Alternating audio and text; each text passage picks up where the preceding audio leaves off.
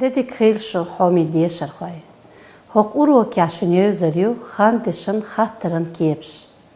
Halkırç uro kâvay amir xandeşnin qolladıların niyeqş. Tadu xandeşniş qollu qeç qamiyelda qoşnate gönelin xandoş dın qiyetartsa. Klasışsı xenişsi xisluçu dılı dillı gönelin xandeşnişi çolxi xandeşniş qollartsa. Xandeşin bilgılş kiyepiyot yita, vita, bita, dita qiyetartsa iş deş halkını ulu xandeşna keril ma'na. Hins urokun tem yostarıyovay. Hoq kiyep diye hoş, düytürduvay xandeşin xattırın kiyep xilatsna.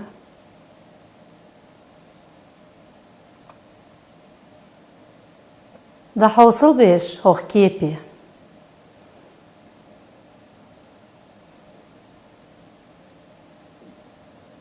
Hins vay aminar тич агдирду.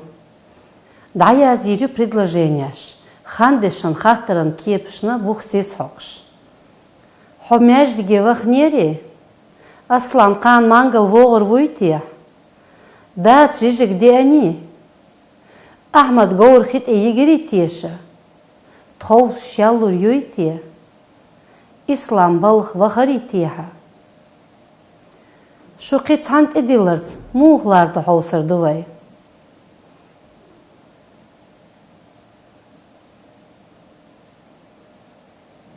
Hoqu urokya xandeşin xattırın kiyepş yoziti vay.